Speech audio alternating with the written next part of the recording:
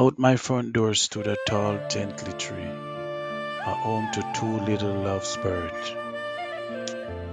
Every morning at sunrise, they took flight together, and every evening, as the sun blew down, they returned, side by side. Until one evening, only one returned. The other branch was empty. Little bird waited, wings still, heart heavy. Days turned into nights, and still no sign. But one morning, as dawn broke through the leaves, a familiar flutter filled the air. The missing bird has returned, and for a moment the world sang again.